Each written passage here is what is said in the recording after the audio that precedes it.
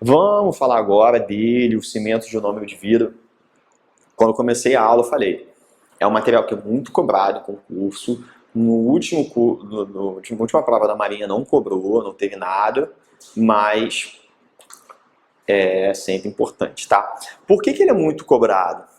Eu vejo ele sendo muito cobrado em prefeitura, enfim, em regiões, digamos assim, em serviços que você vai ter um atendimento muito básico. Porque é um material barato comparado com outros materiais restauradores. Ele tem um efeito muito interessante por ser anticariogênico, pela liberação de flúor. Ele é muito biocompatível, então ele dificilmente provoca uma sensibilidade pós-operatória. E é um material que é utilizado também em TRA, sabe? Quando você não tem nem muita estrutura para fazer um atendimento. Então ele acaba sendo um material versátil, né? E com essas características muito interessantes.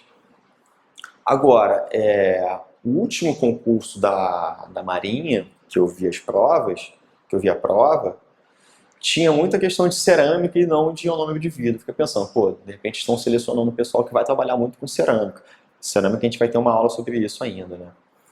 Não sei como é que vai ser agora, né? Não sei para onde eles vão querer te botar para fazer o atendimento. Mas se você, para algum outro concurso, ou até para esse pode cair, sempre bom dar uma estudada em ionômero de vidro, porque tem muita informação para ser cobrada. Tanto nas questões clínicas, químicas do material, das indicações, enfim, tem muita coisa interessante para ser cobrado do ionômero de vidro. Então, vamos passando aqui. Tem muita questão aí, né? Como eu falei, tem muita questão na apostila, tá? Vou citar algumas aqui para a gente dar sequência.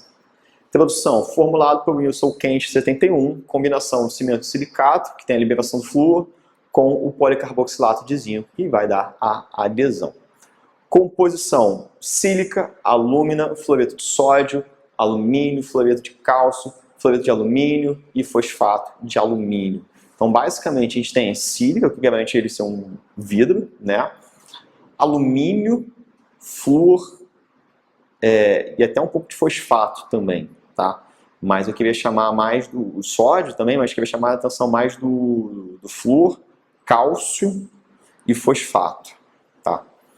Líquido, ácido poliacrílico, ácido tacônico, ácido tartárico e água. A água está presente em maior quantidade no líquido e sua presença é imprescindível para que ocorra a ionização do ácido poliacrílico. O ácido poliacrílico é o mais utilizado. Depois eu vou explicar porque eu chamei a atenção do flúor, do cálcio e do alumínio, do ionômero de vidro. Tá? Os ácidos polialcenóicos, eles são considerados aditivos no líquido do ionômero de vidro. Você pode ter basicamente uma solução aquosa de ácido poliacrílico, né? O ácido poliacrílico ele vai ser importante para adesão, mas os aditivos, né, os ácidos polialcenóicos, eles vão dar algumas funções nem tanto para a reação química, mas até para a estabilidade, para a manutenção do próprio líquido. Então, o ácido tartárico melhora as características de manipulação, aumenta o tempo de trabalho e reduz o tempo de presa. Então, assim, se garante boas características, não somente para reação química, entendeu? Mas para você ter um bom material. Lembra da professora Michele Paiva falando isso aqui? Como lembrar a função do ácido tartárico. Aumenta o tempo de trabalho. Tudo com T. Ácido tartárico, tempo de trabalho. Que molezinha, né? Vamos lá. E o ácido itacônico? Reduz a viscosidade e a tendência de geleificação. Melhora a estabilidade de armazenamento e aumenta a resistência ao congelamento. E eu fui tentar seguir a Michele de fazer alguma coisinha para ajudar vocês a lembrarem a função do ácido itacônico e não deu muito certo, porque eu não sou tão criativo com essas coisas não, então assim, ficou meio feio. Mas, às vezes, aquele macetinho mais esdrúxulo é o que a gente lembra mais. Pelo menos eu lembro de alguns bem esdrúxulos dos meus professores da época de vestibular. E acaba dando certo na prova. Então, lembrando assim, pensando no ácido itacônico. Eu já peço desculpa logo, né? Se você quiser dar um pause e passa em um minutinho, de repente, se você não quiser ouvir essa explicação horrorosa e seguir só no conteúdo, mas se quiser ficar na bobeira, fica aí comigo. Qual a função do ácido tacônico? Aumenta a resistência ao congelamento, né? Então reduz a viscosidade, tem essa gelificação, enfim. Por quê? Muitas vezes o dentista pega o vidro do líquido e bota na geladeira. E aí quando vai pegar na geladeira e tal, vai utilizar, aí olha assim, ih, tá congelado. Essa é a função do ácido itacônico, prevenir isso. Preveniu e tá congelado, itacônico, e tá congelado. Desculpa. Você que deu o play, o pause, pode voltar agora nesse momento aí que eu vou manter seriedade, desculpa. Vamos lá. Reação de presa. É uma reação exotérmica, não tão exotérmica, digamos assim, não tão forte quanto de um fosfato de zinco, por exemplo. Tá?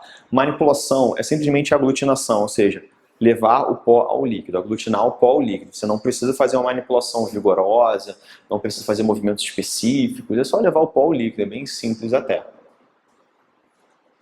O que dificulta no trabalho com o meu nome de vida é o tempo de presa, que é um pouco curto, né? Você tem que fazer tudo certinho. Dá tempo, claro, você tem tranquilidade, você consegue fazer.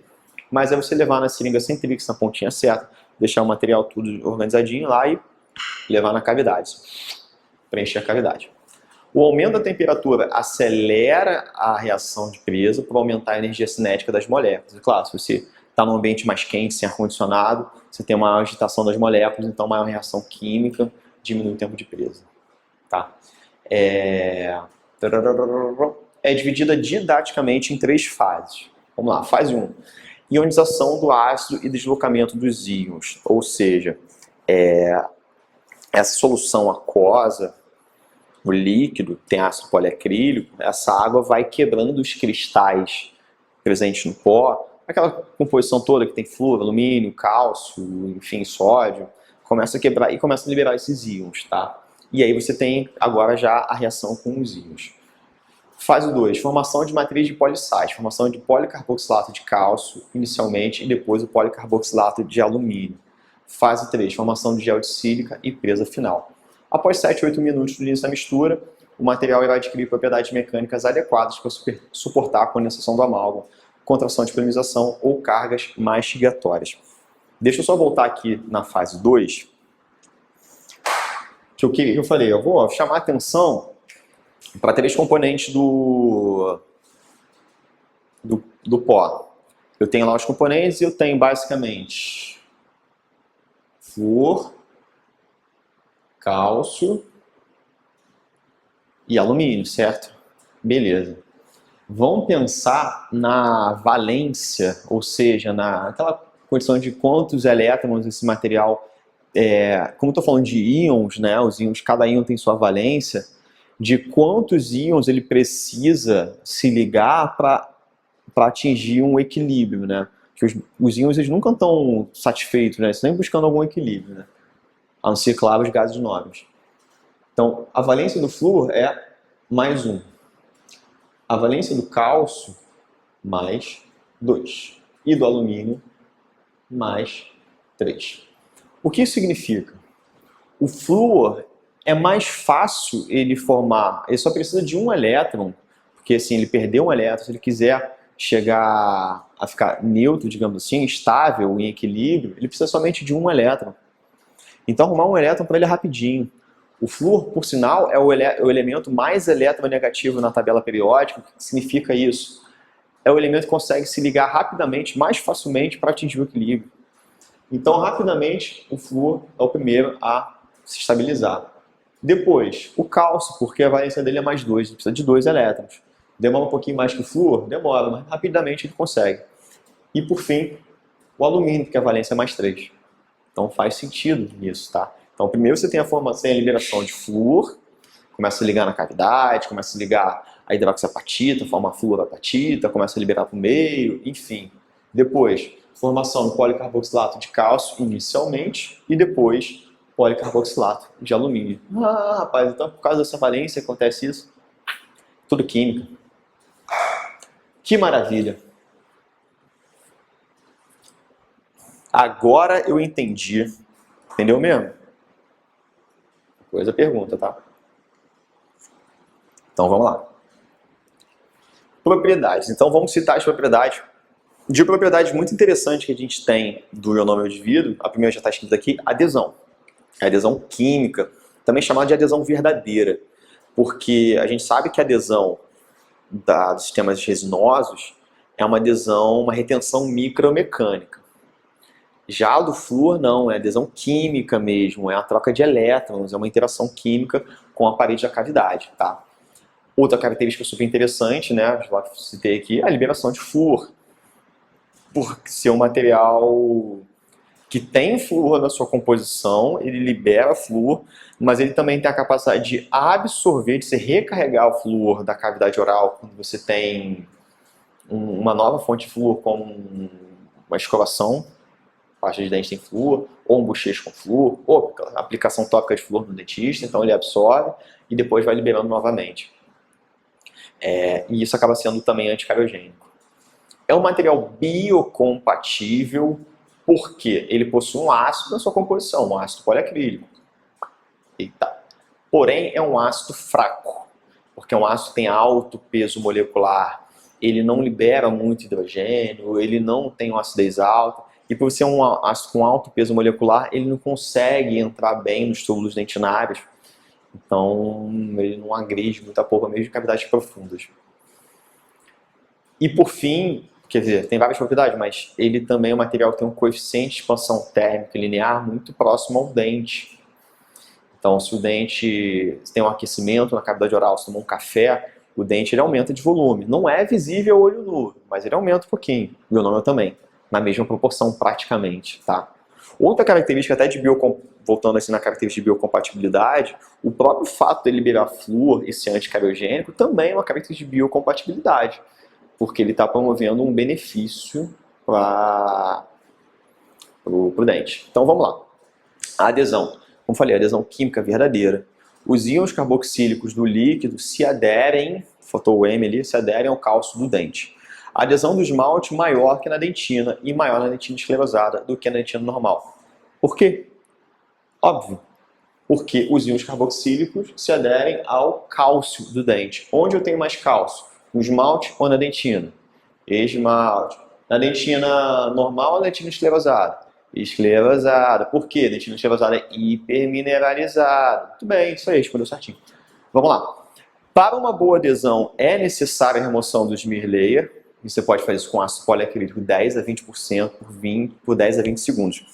Como é que funciona isso? O próprio líquido, né? Mas você tem às vezes um ácido para isso, que é o ácido poliacrílico, e você faz uma aplicação vigorosa, ativa, você esfrega ali por 10 a 20 segundos, depois você lava.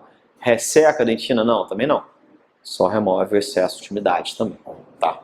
Sieve não adere à porcelana, ao amálgama, ao ouro puro, à platina pura, tá? Se adere bem ao cálcio. Liberação de flúor. O flúor liberado pelo sieve é incorporado aos tecidos mineralizados, dificultando a desmineralização e remineralizando lesões incipientes, ou seja, tem efeito anticariogênico. A liberação é alta nas primeiras 24 a 48 horas e permanece constante durante períodos prolongados. O sieve também pode sofrer recarga e funcionar como reservatório de flúor. Isso depende da concentração e do pH. Beleza? Biocompatibilidade. O sieve é um material biocompatível devido o ácido poliacrílico é fraco, como já falei. Quanto maior a reação, menor a penetração e maior o pH. Grande peso molecular. Capacidade de diminuir a penetração bacteriana e liberação de um produto benéfico, flúor. Então isso tudo já caracteriza ele como um material muito biocompatível, tá? Propriedades térmicas. O tipo de sieve que apresenta o coeficiente térmico linear mais próximo ao esmalte de dentina é o sieve convencional. Por que está falando isso? A gente tem alguns tipos de ionômero de vidro. A gente tem o sieve convencional, que tem, como a gente estava falando agora, está falando do convencional. Partículas de pó com seus íons ali todos, aquelas substâncias todas. O líquido, que é a solução de ácido poliacrílico. A gente tem o ionômero de vidro anidro, que você tem um ácido poliacrílico, ele é liofilizado e incluído no pó. E no meu líquido eu tenho basicamente água, com aqueles aditivos de ácido tacônico, mas é basicamente água. E eu tenho dois outros tipos que têm como objetivo principal aumentar a resistência mecânica. Um que é reforçado por prata, ele já nem tem mais no mercado, mas você pode fazer também por conta própria, que também não é recomendado, porque ele tem um aspecto meio acinzentado, reforçado por prata. E claro, como você tem prata, um metal que tem uma alta condutividade térmica e alto coeficiente de expansão térmica linear, isso vai afetar nas características, nas propriedades térmicas do ionômero reforçado por prata. E também se tem um modificado por resina, que muita gente chama, de uma forma um pouco equivocada, de ionômero de vida, ou CIV foto. Não é só foto, seria dual, porque além da polimerização química que ele já tem normalmente pela manipulação, você também tem a polimerização fotoativada. Não é somente a fotoativada e a química, seria dual, tá? Mas a gente usa mais, chama o nome mais correto de modificado por resina. E a resina tem alto coeficiente de expansão térmica linear, então altera do seu conjunto como um todo. Então, quando eu falo de coeficiente de expansão térmica linear mais próximo à porção coronária do dente, né, esmalte dentino, estou falando do CIV convencional. Alterações dimensionais e sorção de água. O CIV sofre cinérese e embebição. Vocês lembram disso? Lembro, claro. O que é embebição? Beber água, absorver água. O que é cinérese? O oposto disso, perda de água. Excesso de água deixa o material fraco mecanicamente, reduz velocidade de reação de presa. Quantidade insuficiente inviabiliza a reação de presa e torna o material frágil. Tá? Como evitar? Não usar a proporção baixa de pó e líquido, ou seja, usar a proporção recomendada pelo fabricante. Proteção imediata da instalação após a remoção da matriz. Isso se você fizer uma instalação matriz, que eu digo assim, né, proximal, né? Usar vaselina, adesivo, verniz, qualquer coisa para você evitar o contato com a umidade da saliva ou da água. Tá? Não sobreaquecer a instalação durante acabamento e polimento. E olha a classificação. Contraindicação. Eu tenho tipo 1, tipo 2, A e B e tipo 3. Pô, Fábio, como é que eu vou decorar essa classificação? Eu já tive dificuldade para decorar a classificação do 12E, mas você me ajudou, que tem tipo 1, 2, 3 e 4, C, C, R, F. Tá, tem o C primeiro, mas depois tem o Clube de Regatas do Flamengo. E agora? Eu tenho tipo 1, o tipo 2 que é dividido, e o tipo 3. Cimentação começa com C. Tipo 2, restauração pode ser estético ou reforçado. E tipo 3, base e forramento. Clube de Regatas do Flamengo. De novo, o líder está aqui. Tá? Segue o líder que vai dar certo. Clube de Regatas do Flamengo. Cimentação, restauração, base e forro. Beleza? Então, como a composição? Já até citei, vamos citar lá de novo, vamos falar de novo. Convencional, alguém já está falando. Anidro, ácido poliacrílico liofilizado e adicionado ao líquido na forma de pó. E o líquido tem basicamente água destilada. Sabe o que é liofilizado? Só de curiosidade. A gente não vai ser cobrado isso na prova não, mas eu bebi uma água aqui para explicar. Só de curiosidade. Liofilizado é um material congelado, congelado a seco, né? E aí você tem ali, tipo, um tijolo de gelo lá do ácido poliacrílico, depois ele é usinado, ele é esfarelado, digamos assim, todo ralado, e aí você tem os pozinhos do ácido poliacrílico. É isso. Basicamente isso. Mas não vai ser cobrado também não. Reforçado por prata, adição de limalha de prata. Objetivo, aumentar a resistência mecânica. Mistura milagrosa, 7 partes de CIV tipo 2, mais uma parte de liga. Pô, Fábio, como é que eu vou lembrar essa proporção? Cara, é o 7:1 nosso de cada dia, né? Então, assim, tem como esquecer o 7:1? Tem. Marcou, gente. Então, 7 de CIV para uma de liga, tá? E os CERMETs são CIVs reforçados de metais, nem tem mais no mercado. Modificado por resina, adição de monômeros resinosos, reação de presa ácido-base mais fotoativação, ou seja, química e foto, ou seja, dual. Você tem melhorias na estética, mas também você tem a contração de polimerização, tem aumento do coeficiente de expansão térmica linear, essas características. Então você tem não só estética superior, mas você também tem um reforço mecânico, né? Uma lisura melhor. Então é muito utilizado para restauração definitiva em região cervical, por exemplo, tá? Que eles têm uma questão de estética ali. Tá? Você também tem o de alta viscosidade, o condensável, que é muito utilizado em saúde pública, ou seja, em TRA, contém partículas de vidro menores e usam relação pó e líquido maior, ou seja, tem mais pó, resultando em maior resistência à compressão, então facilmente condensáveis. Então são utilizados para extração definitiva mesmo. Tá? Manipulação, vou passar rapidinho aí, porque isso aí é mais só lendo mesmo, né? Tranquilinho. Protocolo também, isso aí nada que a gente já não tenha falado. Observação, com material sensível a umidades, frases devem sempre ficar fechados e o líquido não deve ser mantido na geladeira, pois poderá ocorrer gelificação com baixa temperatura. As indicações todo mundo já sabe, né? Tudo muito tranquilo, contraindicações também nada muito diferente, tá? Então vamos falar então dos tratamentos conservadores da polpa, porque a gente já falou então o que a gente faz para preservar, para evitar. A gente falou da polpa, né, propriamente dito, e como a gente faz para preservar essa polpa. Depois a gente falou desses materiais todos, e eu passei um bom tempo aí falando só de ionômero. Vamos falar dos tratamentos mesmo utilizados para a gente proteger essa polpa, caso já ocorra, mesmo com todo cuidado, aconteceu alguma agressão à polpa. E essa agressão ela pode vir de diversas intensidades. Uma agressão pequenininha, uma agressão um pouquinho maior, uma agressão um pouco mais complicada, tá? E aí você tem algumas formas de você ter uma proteção, você preservar um pouco mais a polpa. Então, vou citar aqui a proteção pulpar direta, curetagem pulpar e a pulpotomia. A proteção pulpar direta também é chamada de capeamento pulpar. Tá? É aquele desenho que eu fiz agora há pouco, né, que tem aquela exposição acidental da polpa. Só que é o seguinte, como você tem uma exposição pequena, o objetivo desse tipo de tratamento é você não aumentar a exposição, você tentar ser mais conservador possível, não desgastar a dentina sadia, né? Porém, a chance de sucesso acaba sendo um pouco menor, porque algum contaminante pode ter entrado naquela polpa e você não removeu mecanicamente, digamos, falando, né? Digamos assim. Então, a chance de sucesso acaba diminuindo um pouco, mas você também ganha no fato de ser conservador, né? Então é uma situação que dá para prever, dá para ter certeza que vai dar certo? Não dá. Você tem vários fatores a serem considerados, né? Mas é uma das possibilidades a curetagem pulpar, o capeamento pulpar direto. Materiais utilizados, hidróxido de cálcio ou MTA, indicação, polpa sadia, exposta acidentalmente. Apresenta o pior prognóstico dos materiais. Então, tem aí todo o protocolo, né? Vou passar rapidamente, coisa tranquila. Curetagem pulpar.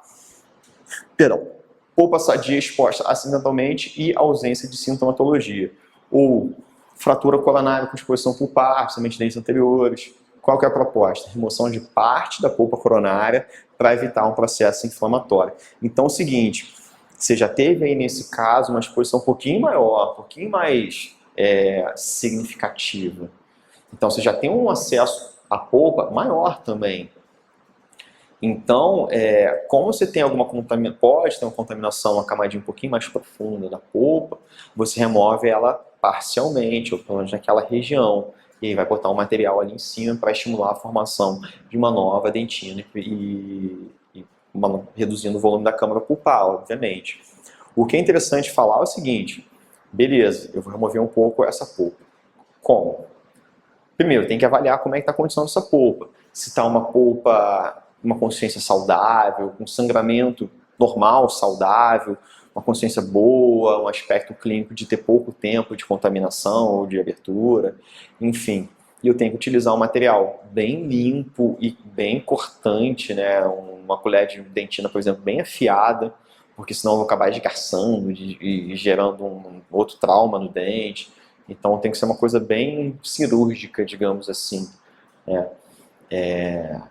Já tem um prognóstico um pouquinho melhor do que no capeamento pulpar direto, porque você removeu uma parte da polpa que poderia estar contaminada. É como se fosse remover uma margem de segurança, entendeu?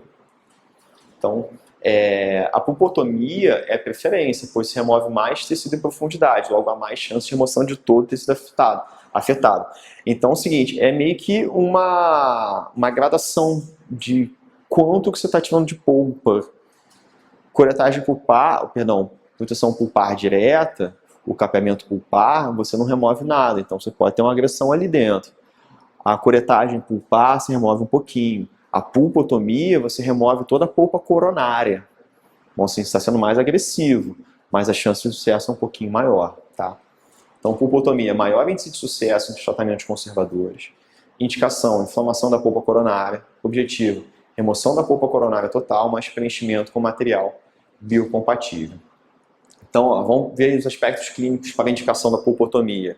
Sangramento normal após o corte de tecido pulpar e o sangue de uma cor vermelho vivo, ou seja, tem uma característica saudável. Então, opa, essa polpa ainda dá para salvar mesmo que parcialmente, tá?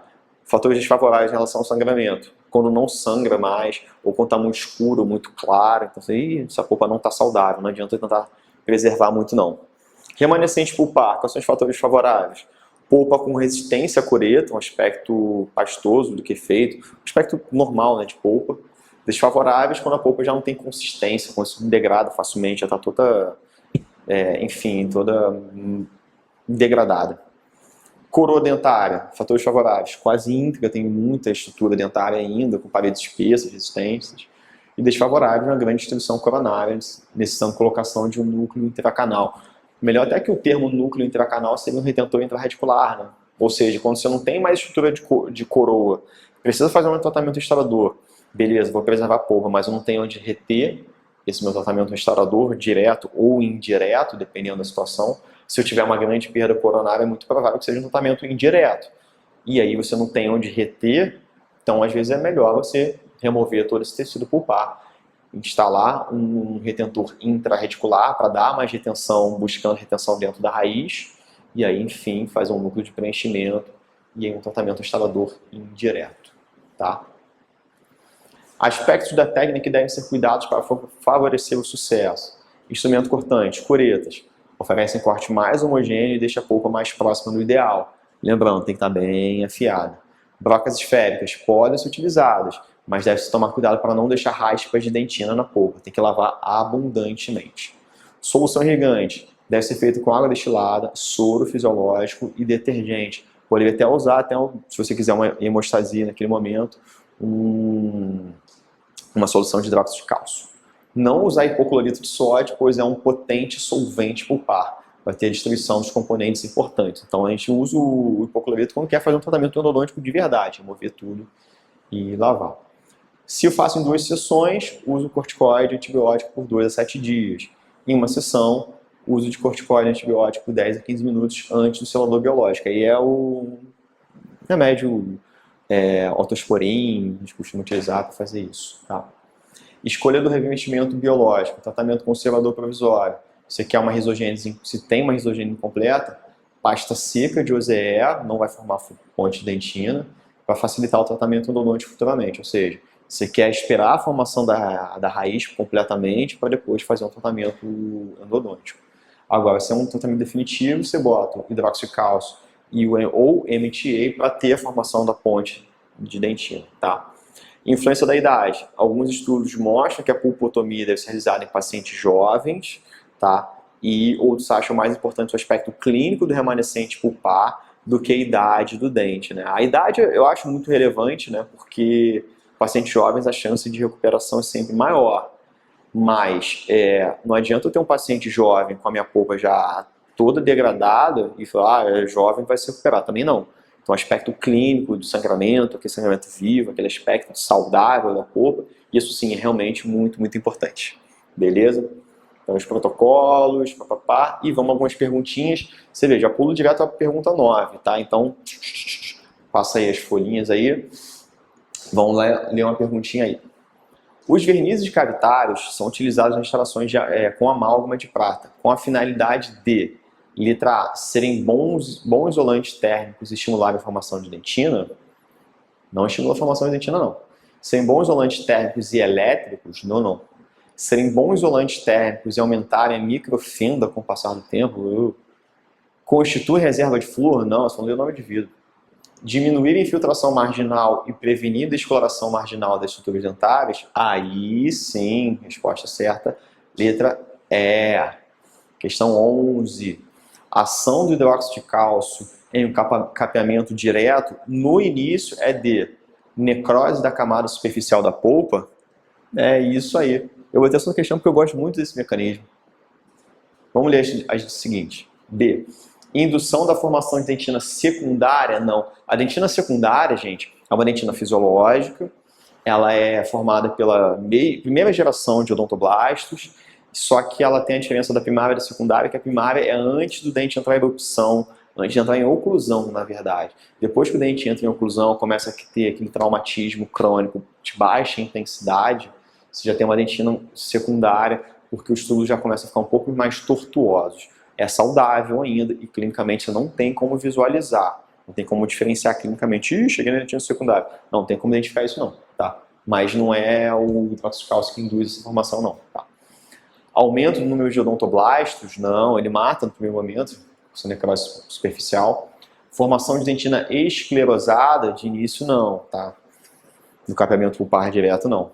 Metaplasia pulpar, metaplasia quando você tem indução, enfim, de novos tecidos. Resposta certa, letra A. Questão 12.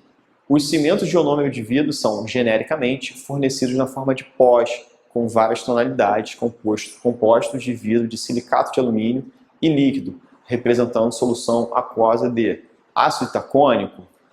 Tem, mas não é o mais importante, só um aditivo. Pode até não estar presente. Ácido fosfórico? Não. Fluoreto de cálcio? Também não. Resposta correta, letra D. Ácido poliacrílico ou polimaleico, tá? Eu falei, o poliacrílico é o mais utilizado. Polimaleico pode ser utilizado também, mas é mais comum o poliacrílico. Pergunta 16. Em um caso de exposição pulpar acidental durante o preparo cavitário, de mínima amplitude, como dente sob isolamento absoluto, sem contaminação, livre de cárie, onde é possível restaurar definitivamente com resina composta pela técnica direta, qual abordagem conservadora mais adequada ao tecido pulpar? Letra A, pulpotomia. Letra B, proteção pulpar direta, capeamento pulpar. Letra C, hemostasia e hibridização direta do complexo dentino pulpar com sistema adesivo. Ou letra D, não há possibilidade de tratamento conservador da polpa, uma vez que o processo inflamatório resultante não permitirá drenagem suficiente para regularizar a pressão intrapulpar. Que exagero, né, gente? Eita, resposta certa. Ah, porque já tá meio diferente aqui. A resposta certa é letra B de bola, ó, proteção pulpar direta. Olha aqui, ó, proteção pulpar direta. Só que o slide ficou esquisito. Tá com a pergunta e as afirmativas logo embaixo. Beleza? Então, tem muito mais questão aí para vocês resolverem, né? Então, se tiver tempo, vai resolvendo. Mas vamos dar sequência aqui. Vou dar um intervalinho aqui, beber uma água rapidinho e depois a gente volta com essa parte final de lesões cabiosas.